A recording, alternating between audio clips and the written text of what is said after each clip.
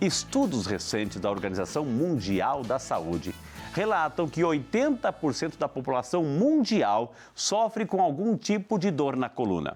Má postura, uso de eletrônicos, dormir de mau jeito. Será que tudo isso realmente são fatores para o surgimento dessas dores? Precisamos colocar na conta também a prática de exercícios físicos e até mesmo uma boa alimentação. Mas quem irá nos explicar tudo sobre a saúde de nossa coluna é o nosso querido doutor Fernando Teixeira, nosso médico ortopedista e traumatologista, que a gente convida para entrar aqui na salinha da saúde, doutor. Licença. Doutor Fernando, Tarde. boa tarde, bem-vindo. Tudo bom, Frei? Obrigado aí por me receber. Vamos bater um papo aí sobre coluna, então. Então, é a primeira vez no programa, doutor. Seja muito bem-vindo. vez. Seja a primeira de tantas, viu, doutor? O brasileiro está cuidando da sua coluna, doutor? Está cuidando? A gente vê que, assim, não é tão comum as pessoas hoje em dia fazerem atividades físicas, assim, de forma regular, né? Acaba tendo muito compromisso do trabalho, da família, né? A alimentação às vezes não consegue ter uma alimentação adequada por conta da correria do dia a dia. Então tem muita gente que sofre de problema de coluna, né? Como você mesmo falou, até 80% das pessoas uma vez na vida vai ter um problema de dor na coluna, né? Então é um problema muito comum, né? Entendi. Então a gente acaba vendo isso mesmo. Claro que mudou bastante o perfil, as pessoas estão fazendo mais exercício, mas ainda tem, né, por conta dos compromissos do dia a dia, essa dificuldade aí de cuidar da coluna. A gente não entrou ainda no problema da coluna, assim, mas muita gente diz, eu não vou fazer exercício, eu não vou fazer caminhada porque dói a minha coluna. Tá correto pensar assim ou não? Mas depende da situação, né? Então, assim, em determinadas patologias, problemas, né, de instabilidade da coluna, problemas de inflamação da coluna, né? Pode ser que a pessoa tenha mais dor para caminhar. Então, às vezes, ela, num primeiro momento, ela precisa tratar isso, corrigir, para depois ela fazer sem dor. É claro que coisas leves assim, normalmente não causam dor na coluna, né? Mas como são patologias variadas, cada pessoa tem um tipo de problema, né? Então, a gente tem que avaliar direitinho. Mas, em geral, caminhada, coisa leve, não é uma coisa que me preocupa, assim. Nós temos aí um protótipo da coluna, doutor, que está do seu lado aí. O senhor fica à vontade, cada vez que precisar, exemplificar. E começando já, então, para valer aqui, doutor, qual é a principal função da nossa coluna? Ou seja, porque a gente tem ali, será que tem alguma função específica? Por que ela está ali? O que ela protege? A sua principal missão da coluna, doutor? Então, aqui a coluna, esse modelo aqui mostra, né, que desde ali da base do crânio, que é essa parte aqui, até lá no cóccix, né, que no finalzinho, ele é uma estrutura que tem ossos, tem discos, ligamentos, e aqui não está aparecendo, mas tem a musculatura e o sistema nervoso. Então, toda função que tem de motricidade, toda função que tem de movimento de membros superiores, membros inferiores, de sensibilidade, né? E até algumas funções de órgãos, né, intestinais, pélvicos, a coluna vai carregar, né, essa inervação. Então, os comandos do cérebro vão ser carregados através da coluna. Então, ela protege esse sistema. Ele tem uma parte óssea posterior, então se você sofrer algum impacto, ele não deixa machucar, porque está envolvido ali o sistema nervoso central, né? E, além disso, ele é um eixo de movimento do corpo. Então, para todos os movimentos que você faz com o tronco, né, com a cabeça, você posiciona a sua coluna. Isso dá mobilidade para o ser humano, isso permite você fazer movimentos. Então, tem tanto a parte mecânica como a parte neurológica. Então, a coluna é uma estrutura complexa, é uma estrutura que tem muitas funções. Então, por isso que quando a gente vai analisar alguma patologia, né, a gente tem que analisar nas questões ósseas, musculares, disco-ligamentares, de sistema nervoso central, periférico. Então, é uma estrutura bem complexa. A bacia ali no final, doutora, assim, faz parte ou... Bom, tá protegendo também, né? Existe a articulação do sacro com esses ossos aqui, que são os ossos ilíacos, né? Então, ele é a cintura pélvica que a gente fala, né, ela transmite a carga do corpo para os membros inferiores através da conexão aqui com o acetábulo, né?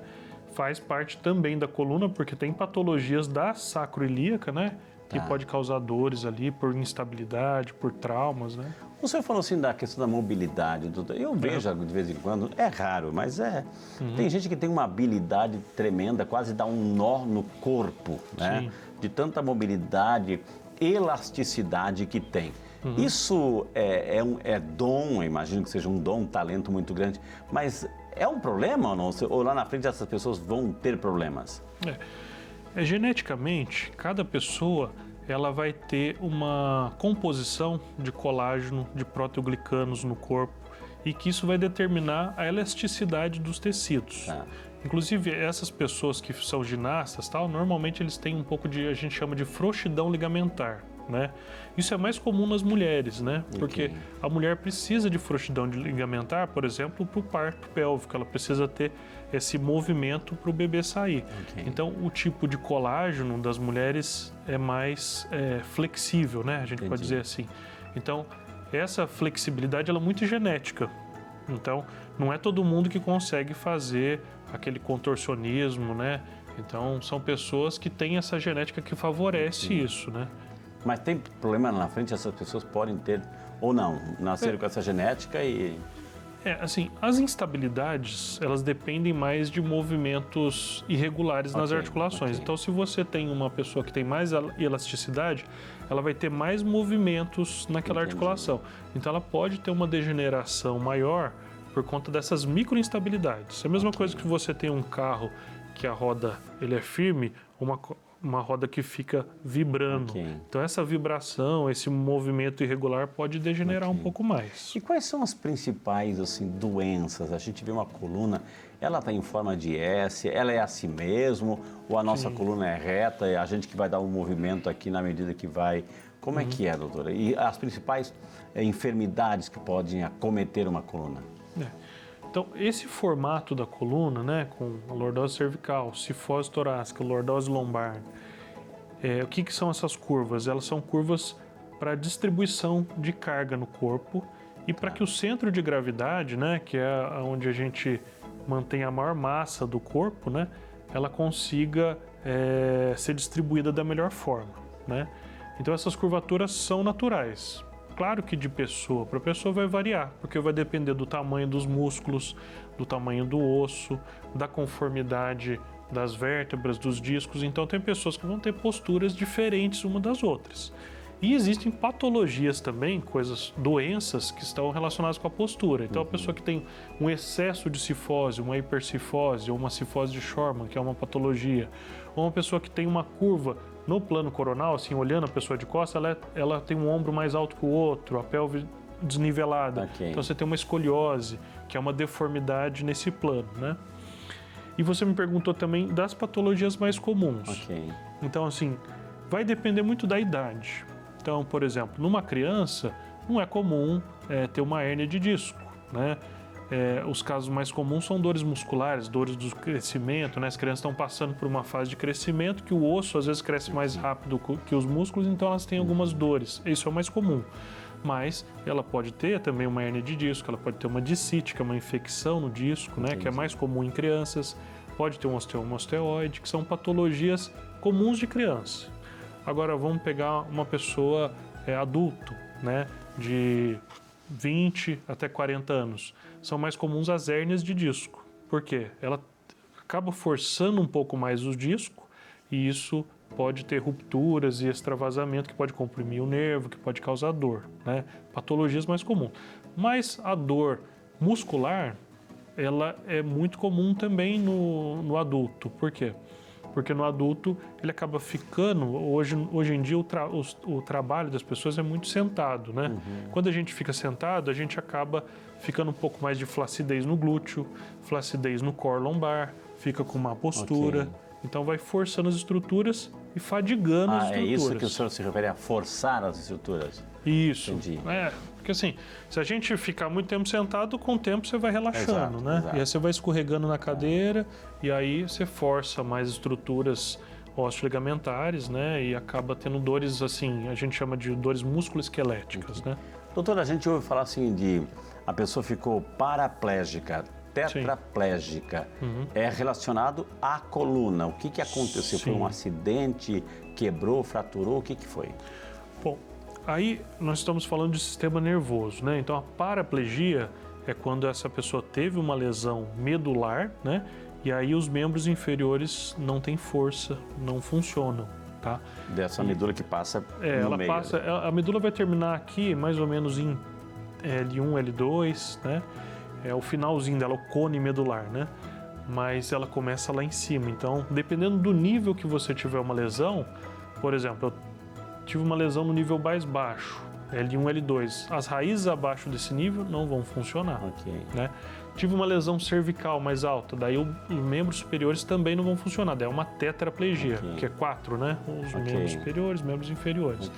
Então, isso é muito comum em acidentes, né? E são pessoas jovens, né? Acidentes de carro, né? Quedas de lugar alto, né? O que fazer, doutor? Isso é importante porque é uma criança que está brincando, cai, né? E se machuca lá e a pessoa fica deitada no chão. O que fazer? Como é que a gente pode ajudar? Porque se é uma criança, o pai e a mãe já quer pegar no colo, colocar no carro e levar. E pode ser perigoso isso, doutor. Se é um jovem, um adulto também, ou seja, por que eu tenho que deixar essa pessoa ali e tentar proteger a cabeça e não mexer no corpo, doutor? Então, todo trauma, né, a gente tem um protocolo de atendimento, né? Então, esse protocolo, o bombeiro, ele treina ele, né? O médico que atende trauma treina ele, o enfermeiro faz esse treinamento. Porque quando a pessoa tem um trauma, você não sabe como estão os tecidos ósseos. Então, por exemplo, tive uma fratura óssea aqui, eu não tenho mais a proteção para o tecido nervoso.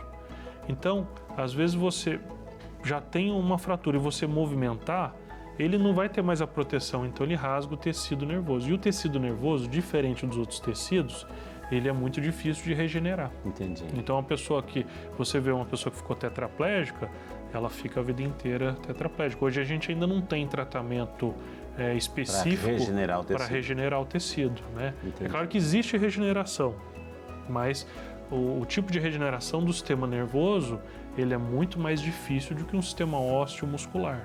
Então, na hora que você vai movimentar, vamos dizer que você teve uma fratura aqui na cervical, está solto o osso. Se você tentar colocar no lugar ou puxar, você acaba rasgando mais o tecido. Então, por isso que eles imobilizam a pessoa, colocam numa prancha rígida e colocam aquela proteção lateral. Então, o que é o adequado? Proteger o local onde eu teve o acidente, ligar para o serviço de emergência, para eles virem atender. É claro que tem situação que é difícil, né? Por exemplo, você está na Dutra, está passando um caminhão ali. Você tem que tomar cuidado com a sua segurança também quando você quer ajudar alguém. Então você tem que sinalizar lá longe, colocar cone, pedir para parar o trânsito mesmo, porque se você tentar ali ajudar, às vezes um carro pode bater em você e te machucar também. Ou mesmo na rua, né? A gente tá na rua, caiu na calçada. Protege ali, liga pro serviço, né, especializado de emergência, o SAMU, né, que eles podem ajudar melhor nessa imobilização. Então isso é muito importante. Eu fiz essa pergunta por uma seguinte razão, porque às vezes a pessoa está imobilizada ali, está no chão, enfim, e esperando um atendimento, um socorro, né? Daí muita gente olha ou julga, poxa, está ali, ninguém faz nada, ninguém faz. Opa, não é bem assim. Sim, estão fazendo, protegendo e chamando protocolarmente serviço especializado, doutor, porque se eu mexer, como disse o doutor, eu posso comprometer ainda mais a lesão caso ela já esteja acontecendo, né, doutor? Sim, perfeito. Às vezes a gente quer ajudar, né? E a gente quer ajudar do nosso jeito. Exato, Mas isso é uma coisa importante, saber o básico que é pegar o telefone, ligar no 192, avisar o SAMU, né? São equipes treinadas só para fazer isso, né? Doutor, chegou uma pergunta aqui, o João Prado de Curitiba. Obrigado, João. Boa tarde para você. Bem-vindo ao Saúde e Fé, João. Doutor, um problema na coluna sempre será associado à dor nas costas. Como saber se pode ser algo mais grave? O problema na coluna sempre será associado à dor nas costas? Como é que eu posso saber se não é algo mais grave? É o nosso amigo João Prado. Bom, assim, existem, a gente chama de red flags, que é uma expressão em inglês para a gente identificar questões graves na coluna. Então, por exemplo, né, um paciente que tem Bandeira vermelha. Bandeira vermelha, exatamente. Quando o paciente tem febre, né, pode ser uma infecção, é uma coisa grave que a gente tem que procurar um serviço especializado. O paciente que está perdendo peso, então pode ser um tumor, né? Ok. Dor noturna, não é comum a pessoa deitada ter dor de noite, né? Claro que alguma dorzinha ou outra que você fez um esforço, tudo bem, mas dor forte, intensa à noite, também indica coisas mais graves, né? Quando você tem déficit neurológico, ou seja, a pessoa não sente o braço ou não consegue movimentar o braço ou a perna, também indicam coisas mais graves. Então, quando você identifica coisas assim, fora do comum, tô tendo febre, tô perdendo peso, não tô mexendo a perna, aí a gente chama isso de bandeira vermelha, né? Então a gente precisa prestar mais atenção, não demorar muito para procurar um especialista, porque isso, a diferença de você procurar um especialista em 1, 2 semanas é uma diferença de você ficar tetraplégico e não ter mais resolução para o problema. Doutor Fernando, assim, nesse sentido, é claro que vai depender da nossa capacidade, da nossa força, do exercício que a gente faz, enfim, nossa capacidade assim, da musculatura, para a gente carregar o peso, né? O peso, levantar peso, etc. Assim. Por exemplo, uma criança, a gente orienta bastante aqui, nessa idade escolar, que tem que levar a mochilinha nas costas, enfim. Ou seja, uma criança levando um sobrepeso, um peso acima daquilo que é permitido, que ela pode ter lá na frente consequências na sua coluninha, doutor? Bom, eu até peguei um estudo sobre isso, porque essa era uma dúvida frequente no consultório, né? Então, assim, não existia nesse estudo de revisão, né, de vários artigos, a gente pega vários artigos medindo e vendo se as crianças usando mochilas têm problema na coluna no futuro. Não existia associação, porque são caminhos curtos, né? E assim, ele vai para a escola, depois ele não usa a mochila, não fica o dia inteiro com a mochila nas costas. Mas é claro, assim, que você ter uma sobrecarga de peso, né, independente da idade, isso pode fadigar as estruturas musculares, né? Então, o que a gente orienta, né? Até para adultos, até 5, 10 quilos de carga, né? Principalmente em flexão, né? Para crianças, a gente evitar encher muita mochila, usar só o material do dia, não ficar colocando coisas assim da semana inteira, o lanche, isso, aquilo. Mas assim, de um modo geral, isso não vai ter problema no futuro, tá? Eu acho que é uma questão mais assim do dia a dia de não forçar não abusar, muito. Né? Não abusar. Que maravilha, a gente, como vale a pena perguntar, e a gente sabe que nós estamos aqui no santuário, muitas pessoas visitam, vêm para rezar, louvar, agradecer a Deus, e a gente aproveita esse volume todo de pessoas que estão aqui para interagir com as pessoas e perguntar para elas se elas também têm alguma dúvida sobre coluna, como essa pergunta agora. Boa tarde, meu nome é Juliana Eufrásio Kalinowski, sou de Colombo, Paraná. É verdade que todas as pessoas irão ter problemas de coluna? E aí, doutor, todas as pessoas vão ter algum dia na vida, alguma fase da vida, problema de coluna? Todas as pessoas, eu não consigo afirmar isso, né? A gente tem um estudo que o padre citou aqui no início, né? Que 80% das pessoas, pelo menos uma vez na vida, vai ter algum problema, né, de coluna. Mas não posso dizer mais que comum, todas as... então, se vamos ter, qual é o mais comum que pode se mensurar? Eu vou falar, assim, mais dos idosos. Eu já falei de criança, falei de adulto, eu vou falar do idoso. Então, o que acontece? É muito comum a pessoa que tem artrose na coluna, né? Ou seja, aquela pessoa que teve uma degeneração das articulações e começa a doer para fazer pequenos movimentos, para ficar em pé lavando louça, para fazer o serviço de casa, e aí vai limitando cada vez mais a pessoa a fazer isso. Isso é muito comum, né? Principalmente mulheres que acabam fazendo serviço de casa, que é um serviço que às vezes é pesado, né? E às vezes a gente acha assim, ela não trabalha, não tem problema, mas é um trabalho que acaba forçando muito, né? Então, eu vejo isso é muito comum, né? Idosos do sexo masculino um pouco mais tarde, mas também tem esse problema de artrose. Isso acaba sendo relacionado muito com a parte genética, né? É claro que é multifatorial. Vai depender da sua profissão, se ao longo da vida você carregava muito peso, se você fazia muito esforço, vai depender da sua genética, vai depender do nível de atividade física que você tinha, vai depender da sua dieta, da vitamina D, se você tinha osteoporose ou não. Então, quando a gente vai analisar esse problema, né, a gente analisa tudo isso, porque às vezes a dieta mesmo está inflamando o corpo da pessoa e ela tem dor porque ela está comendo errado, entendeu? Tem isso também. E vamos continuar nosso bate-papo com o Dr. Fernando Teixeira, nosso médico ortopedista que está aqui, especialista em coluna e também traumatologista. Doutor, eu perguntei no bloco passado assim, essa questão, o que é uma cifose? A gente ouve cifose, lordose, escoliose. Vai depender da região da nossa coluna, é isso, doutor? Sim, eu vou pegar a coluna Por aqui para favor, a gente doutor. mostrar. Por favor, doutor. Porque às vezes só falando fica difícil de entender. Fica à Vou deixar ela vontade. de lado aqui. Então, primeiro a gente olhando de lado, o que a gente observa? Que ela não é retinha, né? Tá. Que ela tem algumas curvas. Então, quando a curva é para dentro, a gente chama de O senhor lordose. pode monitorar por lá, doutor, na tela lá. Só isso, aqui? só para Tá. se ver. Aí, ó. Então, assim, quando a gente olha aqui, a gente tem uma lordose, tá? Então, isso é uma coisa natural. Todo mundo tem, né? Quando você vê a pessoa de lado, você vê que tem uma curvinha Ok. aqui atrás, né? Quando você vai para coluna torácica, aí você tem uma cifose, né? Então, eu também tenho uma cifose, ó. Se você olhar, tem uma curvinha. Ela é bem leve aqui, mas é a curvinha aqui da parte do tronco, né? Quando você vai para lombar, daí você tem uma lordose de novo, né? Que a gente vê quando a gente fica de lado também, ó. Tem essa curvinha aqui, Ok. né? E depois, lá no sacro, tem uma cifose de novo, ó. Então, você vê quanta curva que a coluna faz de lado. Agora, quando a gente olha a pessoa de costas, essa aqui tá meio curvada, mas ela é alinhada, tá? Ela é retinha. Ah, ok. E aí, quando tem uma deformidade nesse plano aqui, ó, a gente chama de escoliose, porque faz um S, né? Entendi. Então, isso que Saiu as pessoas... do prumo. É isso que as pessoas chamam de escoliose. E como é que a gente identifica isso? Isso é uma coisa importante para a gente ver nas crianças, né? Porque às vezes você de casa não sabe como identificar isso. E é importante a gente identificar isso precocemente, porque você trata com um simples colete. Você não precisa fazer uma cirurgia se você tratar no início. Então você pede para a criança, eu vou mostrar aqui, você olha a criança de ficar em pé aqui costas, né? Então eu vou olhar aqui no freio, se ele tem escoliose, tá? Vamos lá. Então eu olho aqui de costas e vejo se o ombro dele está na mesma altura. Tá um pouquinho mais baixo. Depois a gente tem que ver.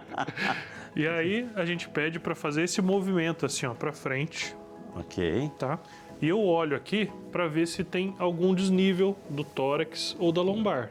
Então esse teste simples, você consegue, se você vê que o ombro está mais alto, que existe a coluna, eu fiquei de costas e ficou um lado mais alto, Ok. você já identifica uma escoliose. E aí você leva o seu filho para o tratamento precocemente, você consegue usar às vezes um colete, ele não precisa fazer uma cirurgia no futuro. Entendi. Na Coreia do Sul, por exemplo, isso é comum nas escolas infantis. Eles têm um projeto que eles avaliam já a criancinha lá com 6, 8, 10 anos, né? E aí, se você identifica, você já faz um tratamento com colete e não precisa gastar com cirurgia e ter uma coisa mais, né, invasiva, uma coisa mais grave para a criança. Já que nós estamos aqui em pé, doutor, assim, muita gente assim caiu, acabou de cair o meu papelzinho lá. A minha sempre tem, a tendência nossa é a gente fazer isso aqui, doutor, né? Fazer Sim. isso aqui e juntar. Eu fiz Sim. correto? Ó, isso é interessante também. O que acontece? Você vai perceber que você tem um limite. Se você esticar o joelho e dobrar, você vai chegar no limite que vai começar a puxar aqui atrás, tá? Esse é o limite que a gente chama do músculo isquiotibial, que é o músculo que vem do bumbum e vai para a tíbia. Ok. Quando eu cheguei nesse limite, o movimento que eu vou fazer o restante é na coluna. Ok. E aí eu acabo forçando um pouquinho Aí o que mora o disco. problema. Se o meu disco é saudável, tudo bem. Se eu sou um ginasta, etc. né? Se você não tem nenhum problema, tudo bem. Mas se você já tem um problema no disco, você pode ter uma lesão. Ou se você faz isso várias vezes, repetidas vezes, o tecido vai fadigando e ele pode rasgar. Então, o que é o correto fazer? É você, primeiro, ter um bom alongamento e usar, às vezes, o joelho para baixar. Agachar. Para juntar. Exatamente. Tem gente que tem problema no joelho. Ok. Aí é um pouquinho, né, ou a coluna ou o joelho. Mas você procurar onde você sente dor, você não forçar. Porque se o corpo tá te mostrando que tem dor, é porque tem algum problema. Alguma coisa errada tá E se acontecendo. você tá fazendo toda hora, baixando, e tá doendo, você fala, é uma dorzinha, mas continua, aí o tecido chega num limite que ele rasga e aí você pode ter problema. Tá? Muito bem, gente. Mas aí, você tem que ver, porque tem pessoa que Se quiser tem ficar problema... no colo, doutor, porque vai aqui. surgir pergunta aí, Sim. né? Como essa que a gente vai mandar agora por WhatsApp. Chegou uma pergunta aqui também com muito carinho, então como vale a pena perguntar, né, gente? A Cristina Dias, de São Paulo, capital. Boa tarde, Cristina, acompanhando Saúde e Fé. Deus te abençoe.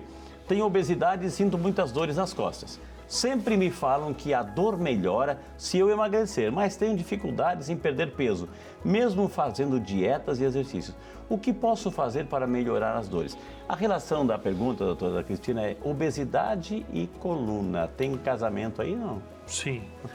Então, assim, o que é a obesidade? É você ter um excesso de peso para o seu tamanho, né? A gente faz uma medida que é o IMC, né? E quando você tem esse excesso, a distribuição de cargas no corpo ela muda também, né? Então, assim, eu vou ter uma sobrecarga às vezes na coluna lombar, porque vai ter que fazer uma lordose maior para o meu centro de gravidade. Então, imagina, quanto maior a barriga, mais eu tenho que fazer uma lordose para compensar o centro de gravidade. A coluna ela faz isso, porque ela compensa. Senão me joga para frente. Senão se sua coluna ficar na mesma posição, você vai ficar fletido.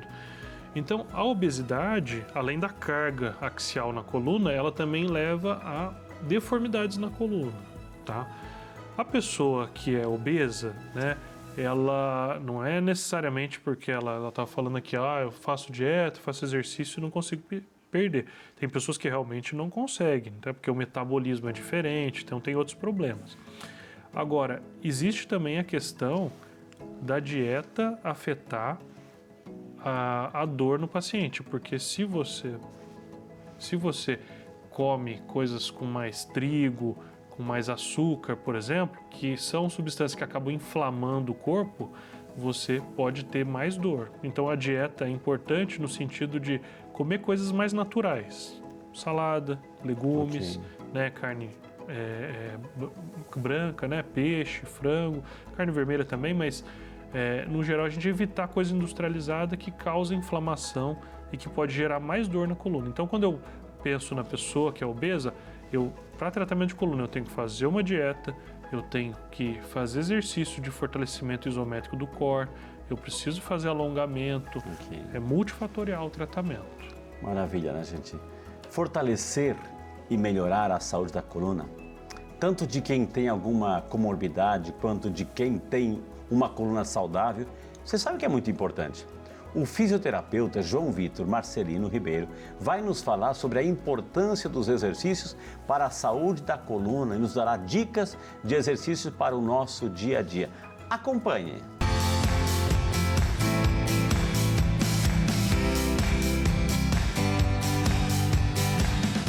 Olá, meu nome é João Vitor, sou fisioterapeuta, especialista em coluna, especialista em quiropraxia e hoje eu vou falar um pouquinho sobre o fortalecimento da coluna.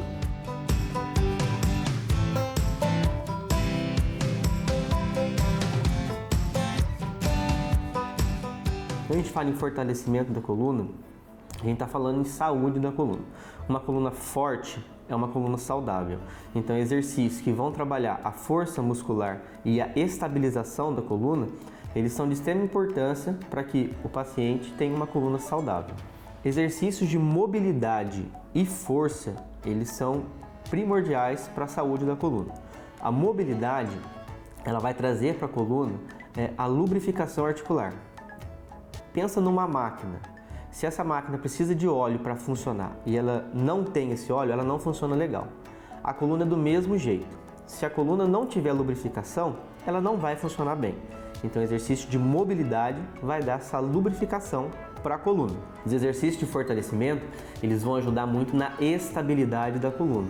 Então, a gente sempre tem que pensar em lubrificação articular e estabilidade. Esse conjunto nos dá uma coluna saudável. Pessoas que já têm algum diagnóstico na coluna, hernia de disco, dor lombar inespecífica ou algo do tipo, elas podem fazer qualquer exercício. Porém, é de suma importância que sejam acompanhados por um profissional capacitado. O acompanhamento para pacientes com alguma alteração na coluna é fundamental. Pacientes que já são saudáveis e querem manter a saúde da coluna, esses podem fazer exercícios de qualquer tipo. Para a gente diferenciar um pouquinho a coluna saudável da coluna com algum diagnóstico, a coluna com diagnóstico, o paciente que ele tem dor, ele vai ter alguns movimentos preferenciais, alguns movimentos que ele vai gostar de fazer e esses movimentos vão trazer alívio da dor. Então, para esses pacientes, nós optamos por esses exercícios preferenciais, movimentos que ajudam a aliviar a dor. O paciente que não tem nenhuma alteração na coluna, esse paciente ele vai fortalecer tanto a coluna quanto o corpo como um todo. A gente vai falar de abdômen, vai fortalecer braço, vai fortalecer perna, ou seja, vai manter a saúde geral do corpo. Outras técnicas ou outras formas de tratamento que nós podemos usar para que a coluna seja saudável, elas vão trazer um relaxamento para a coluna. Então a gente pode falar de quiropraxia, a gente pode falar de liberação miofascial ou, nesse caso, de alguns alongamentos. Essas técnicas elas vão trazer um relaxamento e um bem-estar para o paciente, além de ajudar na mobilidade dessa coluna, ou seja, dar mais movimento para essa coluna de uma forma mais saudável. Falando de quiropraxia um pouco, a quiropraxia é uma forma de tratamento da coluna como um todo. Na verdade, a quiropraxia ela vai tratar o corpo como um todo, mas nós damos muito mais ênfase na coluna. Nós entendemos que a coluna é a base de tudo, é a razão de tudo, ou a raiz de todo ou qualquer problema que nós tenhamos no corpo. Então, a quiropraxia ela vai agir na coluna com alguns ajustes, ou aqueles estalos que nós costumamos ver em vídeos, e esses estalos vão fazer com que o corpo entenda que algo bom aconteceu e que o corpo comece a se autocurar, além de liberar hormônios de prazer e saciedade. Então vai dar um relaxamento muito bom para esse paciente. A quiropraxia na coluna, ela pode ser feita por qualquer paciente, seja ele com algum diagnóstico, seja ele um paciente saudável. O paciente com diagnóstico, nós precisamos ser ainda mais específicos, ir até o problema e fazer a quiropraxia diretamente para aquele problema. O paciente que não tem uma comorbidade, ele está procurando apenas um relaxamento ou uma manutenção da saúde, nós fazemos a quiropraxia como um todo. Então, nós vamos alinhar esse paciente desde lá do pé até a cervical dele. Para a gente encerrar, o mais importante, o paciente que tem, né, se você tem alguma alteração na coluna, se você tem algum diagnóstico na coluna, você deve procurar um profissional de início e começar a fazer uma atividade física. Isso é de suma importância. Conforme o tempo for passando e você for melhorando, você vai ganhando mais autonomia, ou seja, eu posso procurar a atividade física que eu mais gosto, uma musculação, um funcional, até mesmo um crossfit. Mas no início do tratamento é de suma importância um profissional estar te acompanhando. Da mesma forma que não é indicado nós, por exemplo, nos medicarmos em casa, o paciente que tem alguma alteração, hérnia de disco, dor lombar, dor na torácica, dor cervical, enfim, esse paciente não deve fazer atividade física sem acompanhamento. Isso pode ser prejudicial à saúde dele.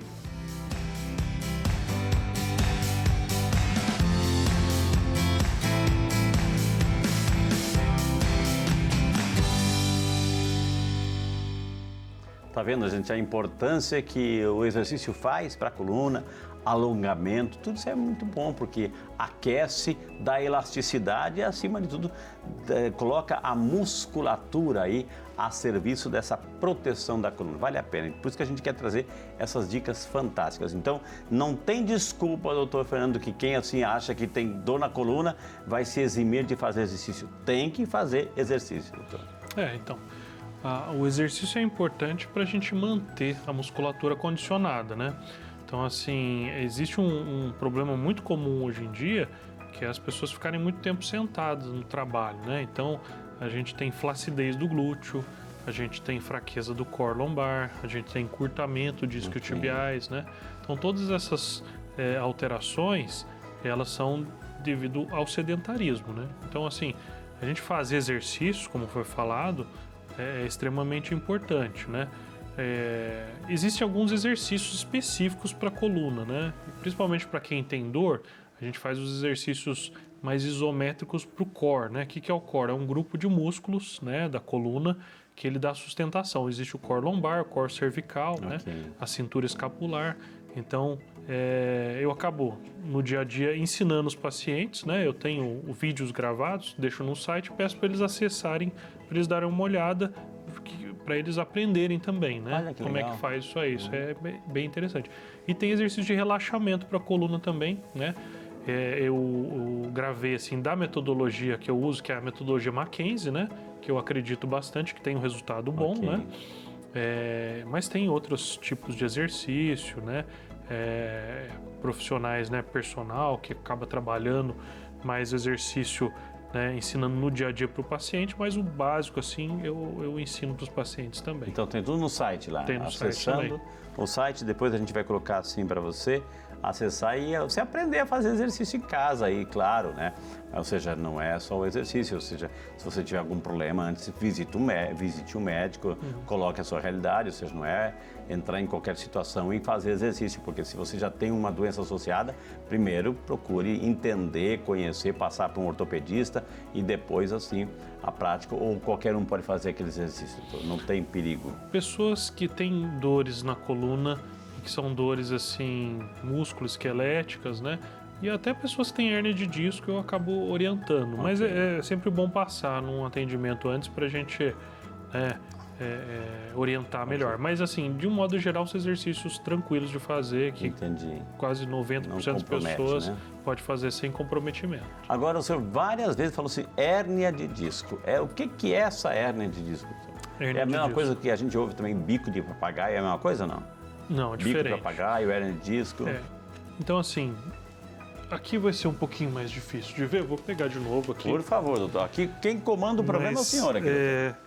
Entre as vértebras, né, que são partes ósseas, a gente tem discos. São discos intervertebrais. E esses discos são móveis. Isso é uma cartilagem? Ele é flácido? O que é, doutor? Ele é assim, um tecido fibrocartilaginoso. Tá.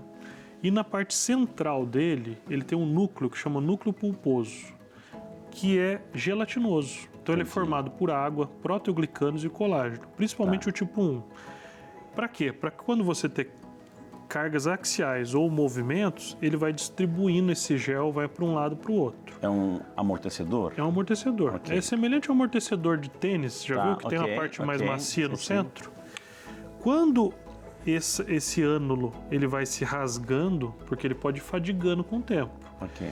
Isso vai chegando na região central, pode extravasar, como está essa vermelhinha aqui, ó, a parte central, né, do núcleo, e encostar em algum nervo. E isso é extremamente doloroso, a pessoa fica travada. Doutor, eu tô monitorando lá pela televisão. Isso aqui. Agora sim, agora ficou bom. Então essa parte vermelhinha, ó. Vou pegar aqui do outro lado. Então essa parte vermelhinha é um indicativo, não que a hérnia é vermelha, mas aqui para enxergar melhor, né? Mostra essa parte do ânus. Isso significa que foi dessa parte cartilaginosa aí, ela estourou, ela rasgou e extravasou, foi para fora. Pode vazar o líquido aí, doutor? Isso, exatamente, é isso que acontece, ele vaza esse gel para fora. E como ele é um gel que acaba irritando bastante o local, ele causa muita dor. Quando ele encosta em alguma raiz ou comprime a raiz, aí você sente irradiando para a perna, sente formigamento, perda de força. É o que as pessoas popularmente dizem, eu tô com um problema no meu nervo ciático. É isso aí, doutor? Exatamente. O ciático é um conjunto de nervos, né? Então se a gente juntar esses nervinhos aqui, né? Ele forma um feixe grande que vai para a perna. E o nome dele é nervo ciático. É um conjunto de nervos da coluna, né? Que dá um movimento para o membro inferior. E se estão comprimidos, dói? Comprimindo aqui, como esse nervo chega até lá embaixo na perna, vai doer lá na perna. Aí você fala assim, nossa, eu tô com um problema na perna. Não, é lá da coluna mesmo. Existe o perigo, doutor, dessa situaçãozinha, esse osso encostar nesse osso? Pode acontecer. Porque assim, conforme o disco vai perdendo, ele vai diminuindo de altura, às vezes um osso bate no outro. Mas isso não é o que causa dor, tá? O que causa isso dor... não causa dor, um osso no osso. Não. É artrose, é isso ou não? Isso já é um processo, a gente chama de espondilose. A artrose é mais da articulação aqui atrás, ok. desses pequenininhos, Tá. Mas às vezes o osso encosta no outro e isso não é o que causa dor. O que causa dor mesmo é o disco encostar na inervação, porque é isso que dá sensibilidade e dá força para os movimentos. Então quando ele encosta, quando ele irrita, quando ele inflama, aí ele causa dor. E o bico de papagaio, o que é? Bico de papagaio. Vamos lá. Quando um osso encosta no outro, o que ele faz? Ele faz um biquinho, porque ele está tentando formar osso na frente para estabilizar. Entendi. Então isso chama bico de papagaio, é o nome popular que tem do E aí osteófito. vai espetando, doutor? Como é que é? Vai... Não, ele não espeta. A gente imagina que fica bicando alguma coisa na coluna, mas ele não causa isso. Na verdade, o bico de papagaio é o seu corpo tentando estabilizar uma coluna que está instável. Então ele é uma coisa, vamos dizer assim, benéfica até, porque ele deixa a coluna mais estável. Então, quem tem mais bico de papagaio é a pessoa idosa, que ela fica com a coluna dura, ela não consegue mexer muito, porque ficou tudo calcificado. Doutor Fernando, se por acaso me falta uma vértebra aqui, eu imagino que é vértebra, eu posso trocar por uma sintética aqui ou não? Pode. Nos casos de fratura, a gente acaba tirando a parte óssea e colocando o que a gente chama de cage, que é uma vértebra artificial, dizendo assim. Então acontece da gente precisar fazer isso, principalmente em caso de tumor, de fratura, A gente consegue substituir quase todas as partes da coluna. Só o sistema nervoso central que até hoje a gente não tem nenhuma técnica aí que substitua ele. Olha que maravilha. E já de volta com o nosso Saúde e Fé, hoje falando sobre o cuidado que devemos ter para com a nossa coluna com o Dr. Fernando Teixeira. Minha gente, durante o mês de maio, estamos aprendendo sobre como evitar acidentes domésticos e qual o procedimento correto quando um deles acontece. Acompanhe nosso último episódio, porque vamos juntos aprender o que fazer em caso de intoxicação. Acompanhe.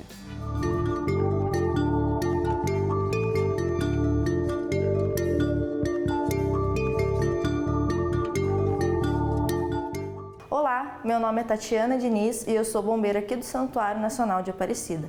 E hoje eu vou falar um pouquinho para vocês algumas dicas sobre intoxicação. Hoje eu vou falar um pouquinho para vocês como acontecem as intoxicações no lar doméstico dentro da nossa casa. Vou começar falando um pouquinho para vocês que normalmente não é só produto químico como todo mundo pensa que acontece. 90% dos acidentes de intoxicação acontecem com produtos de limpeza ou então principalmente com medicamentos e a minoria são com produtos químicos. Normalmente, a maioria das vítimas de intoxicação são as crianças. Muitos dos adultos acham que são eles mesmos, mas na verdade as crianças elas são a maior concentração de intoxicação no Brasil.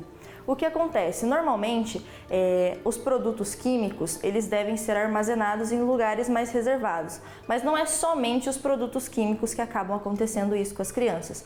Normalmente são alguns medicamentos que são guardados em lugares baixos ou lugares mais visíveis, ou então alguns equipamentos e materiais como produtos de limpeza. Caso haja acontecer algum acidente, uma intoxicação por algum produto químico, em primeiro momento, tente identificar qual produto químico a criança ou até mesmo o adulto ingeriu e procure levar um rótulo ou tire alguma foto para estar mostrando para o médico. Em seguida, leve diretamente para um hospital mais próximo. Em caso de regiões dos olhos, como as bocas, pode estar jogando água abundantemente. Métodos de prevenções para evitar as intoxicações das crianças, quanto nos adultos, é preferível guardar esses tipos de produto químico ou até mesmo materiais de limpeza em lugares isolados, principalmente de crianças, pode ser um pouco mais alto do que alguns armários, ou então em locais que as crianças não vão ter acesso. E quando você for comprar esses tipos de materiais, produtos para limpeza ou até mesmo produtos químicos, evitar colocar nas mesmas sacolas que os nossos alimentos, que eles podem trazer contaminação até mesmo no contato. Essas foram as nossas dicas sobre prevenção de acidentes domésticos, que você nos acompanhou no mês de maio. Muito obrigada!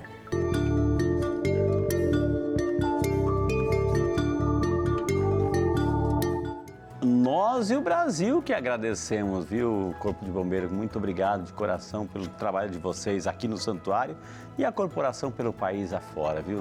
É muito bonito, é muito honroso a gente ouvir e ver essas dicas fantásticas, viu? Mas vamos conversar aqui, continuar nosso bate-papo com o Dr. Fernando, que é o nosso médico ortopedista e traumatologista. O assunto é coluna. Doutor, chega alguém, né, no seu consultório com problemas de coluna, como é que vai começar o procedimento? O senhor vai analisar a gravidade, né, a lesão, se é passível amanhã depois de uma cirurgia? Como é que é o tratamento em si, doutor? Assim, primeiramente a gente conversa com o paciente para saber qual que é o tempo da patologia, se essa dor na coluna apareceu após algum esforço ou se ele já tem há muito tempo, foi gradualmente aumentando, se essa dor irradia para algum membro, se tem alguma alteração de força ou de sensibilidade, e se o paciente já tem algum problema prévio, né, ortopédico, uma cirurgia prévia, né, ou doenças metabólicas, diabetes, hipertensão, né? Se essa doença, ela existe alguma história na família, né? Porque tem doenças também genéticas que acabam influenciando. E quais medicações que o paciente usa para dor, se ele já fez fisioterapia, entender esse histórico. Depois disso, eu faço um exame físico, né? Identificando as raízes, né? Do sistema nervoso, para saber qual ponto que está com alguma falha, para eu identificar onde que é na coluna, né? Testo reflexo, sensibilidade, força. Testo alguns movimentos, aqueles movimentos que eu vi para identificar deformidades também, que a gente fez aqui, né? E dependendo do que eu analisei ali, eu já vou ter mais ou menos o que eu acho que é patologia e vou pedir os exames complementares, né? Então a gente nunca pode pensar assim, eu vou no médico para pedir uma radiografia, uma ressonância. Porque se você pede uma ressonância e vê um problema que você no exame físico não estava esperando, você não vai entender muito bem o que está acontecendo. E acontece muito do paciente pensar assim, é só eu fazer um raio-x, uma ressonância que já está tudo bem. Existe uma investigação que é a arte da medicina, a gente entender bem todo o paciente, analisar ele bem e juntar tudo para fazer um diagnóstico, né? E quando você faz o diagnóstico, aí você determina o tipo de tratamento. Na maior parte das vezes, né, você consegue tratar de forma conservadora, com fisioterapia, com medicação, e depois de um tempo, né, que você fez o protocolo de reabilitação, se o paciente melhorar, você vai ampliando aí a atividade física, né? Ou se esse paciente tem um problema grave que não está melhorando, ou já chega com um problema bem grave, com uma situação difícil, com déficit neurológico, aí você indica as cirurgias para resolver esse problema, né? Então, as cirurgias têm que ser bem indicadas, você tem que entender o paciente, você não pode fazer uma consulta de 5 minutos e entender uma patologia de 10 anos, né? Então, sempre exige, né, um raciocínio para você entender o que a pessoa tem. Uma investigação apurada, né? Exatamente. Maravilha. Então, esses são os passos, né, de um tratamento. Vamos às perguntas do nosso WhatsApp que estão chegando, a gente agradece de coração. A Joana Cruz dos Santos, de Itabaiana, lá em Sergipe. Obrigado, Joana. Deus te abençoe. Boa tarde. Bem-vinda ao Saúde e Fé, viu, Joana? Tenho dores constantes na lombar, principalmente quando estou mais estressado. Pode ser um nervo ciático? Como saber? Pergunta a Joana, doutor.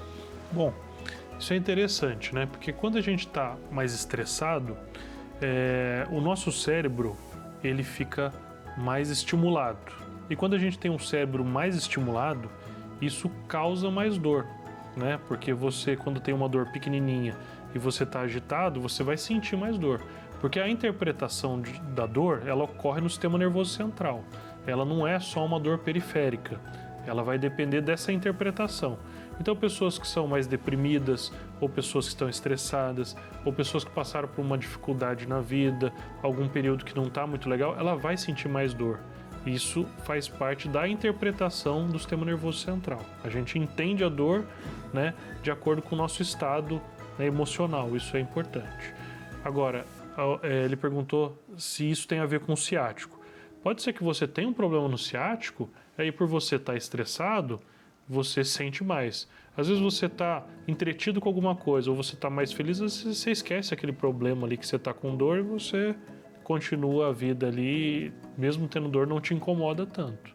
Então o estado emocional, ele é importante também a gente avaliar, claro. porque isso vai influenciar como que a pessoa experimenta a dor, né? Quando a gente vê ali, doutor, essa questão da compressão do nervo ciático, você falou que é uma situação ali das vértebras com o disco, enfim, que Sim. encosta na nervatura ali. Agora, isso pode melhorar? Melhorando, como é que melhora essa situação?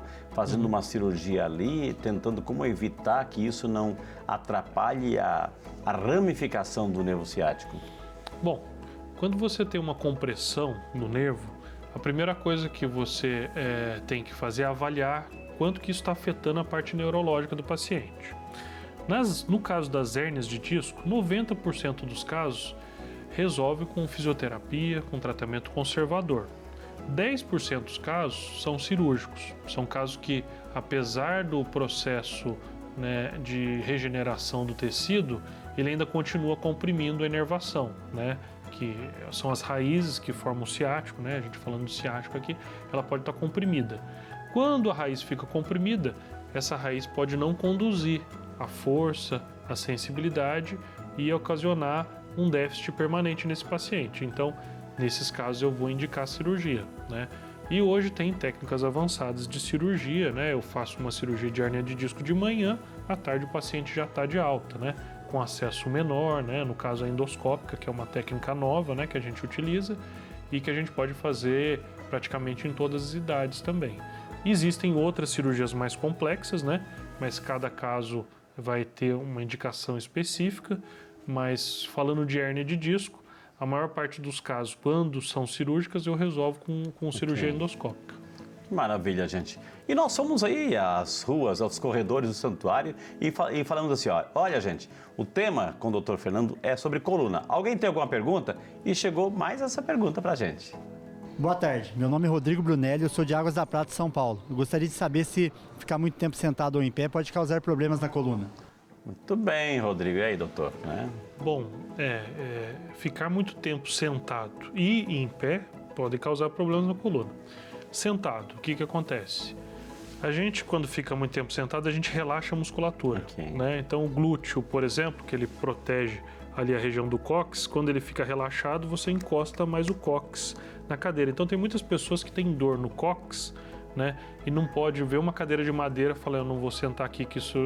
eu não vou conseguir ficar 10 minutos. Então, nesses casos, o que a gente faz? A gente faz um fortalecimento do glúteo, para ele ficar com mais massa e proteger, ser um colchão ali para a região do cóccix. E em relação à postura também, se você fica com uma má postura, você tensiona, né, os ligamentos, o disco e acaba tendo dores musculares.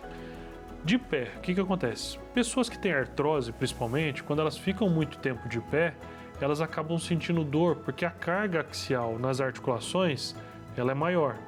Então, não que isso seja um problema ficar de pé, mas ela vai causar mais dor quando você tem um problema de artrose e fica um período mais longo de pé.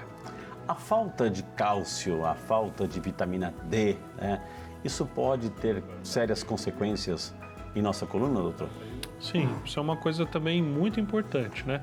Então, assim, a osteoporose, ela ocorre por quê? Porque você perde densidade óssea. E a vitamina D e o cálcio, eles têm tudo a ver com isso. Por quê? A vitamina D, ela é responsável por fazer com que o cálcio ele fique agregado no osso. Então, se sua vitamina D está baixa, você tem mais chance de ter osteoporose. O que é osteoporose? É um osso poroso. Então, um osso que quebra facilmente.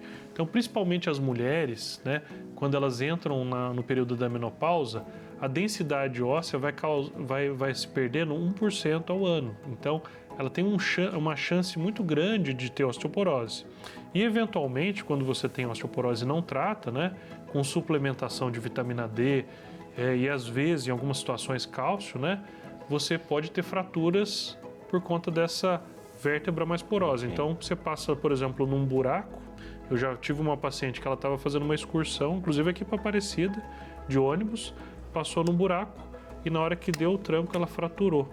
Uau. Só que ela não percebeu na hora. Ela sentia muita dor, mas não sabia o que era que estava causando dor.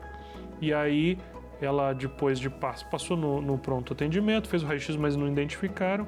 E depois, numa consulta, a gente fez exames mais específicos, ela tinha uma fratura e precisou fazer um tratamento mais específico para isso, né?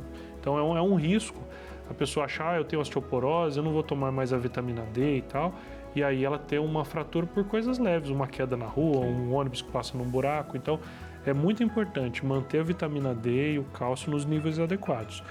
E a vitamina D a gente consegue naturalmente, se a gente tomar sol, por exemplo, 30 minutos, né, com 30% da área do corpo exposta, já gera 10 mil unidades a 8 mil unidades de vitamina D.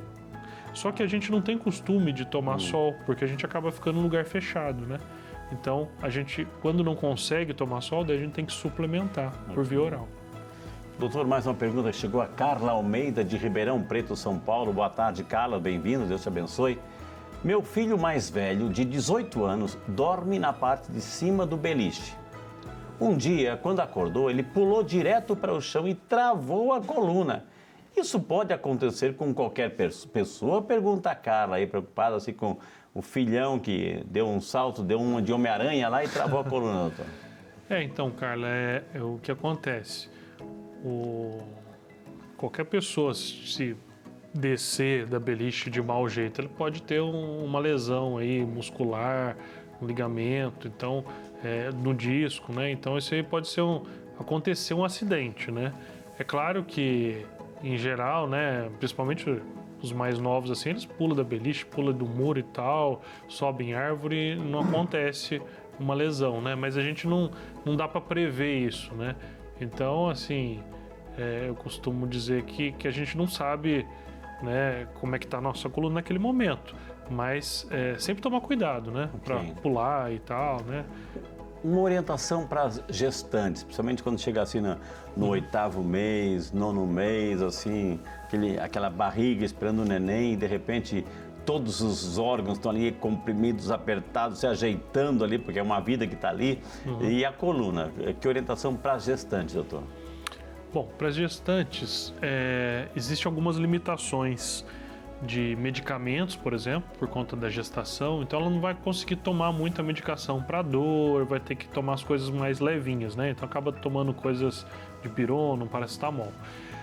O que eu costumo orientar as gestantes, né? Principalmente aquelas que querem o parto normal, mas também as que vão fazer cesárea, fazer uma atividade, um pilates, alguma atividade de fortalecimento pélvico, fortalecimento do core lombar, porque isso vai ajudar a sustentar mais o peso, né?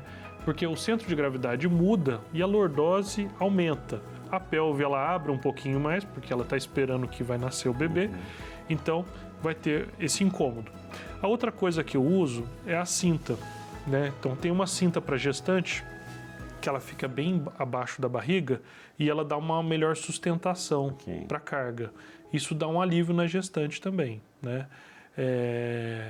Eu acho que são medidas assim mais conservadoras, né? A acupuntura também funciona bem, né?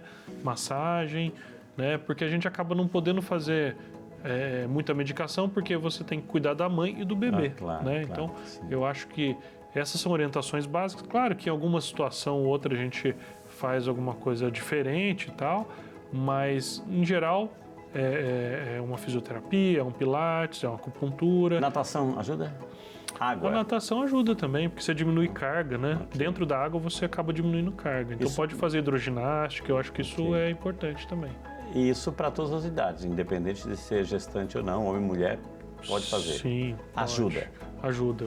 A hidroginástica, a vantagem é que dentro da água você faz movimentos que você tem menos risco de você cair, ou de você fazer movimentos bruscos e machucar.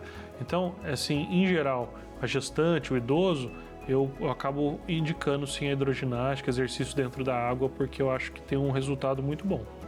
Maravilha, gente.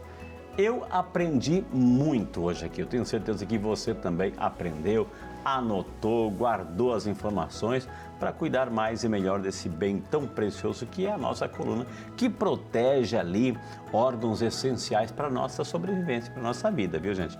Tivemos o prazer de conversar com o Dr. Fernando Teixeira, nosso médico ortopedista e traumatologista. Quem quiser entrar em contato, minha gente, está o telefone na tela, que é o 12974026261. E em Guaratinguetá, que é o 12981288191. Está na tela também para você copiar. Tem Instagram também, doutor? Tem o Instagram, @dr Fernando Teixeira. E eu tenho também o meu site, www. Dos videozinhos. Exatamente, o site www.drfernandoteixeira.com.br. www.drfernandoteixeira.com. Isso, DR de doutor, fernandoteixeira.com.br. Daí Anotou? tem os videozinhos no YouTube. Maravilha, então tá aí para você acessar www.drfernandoteixeira.com.br, né?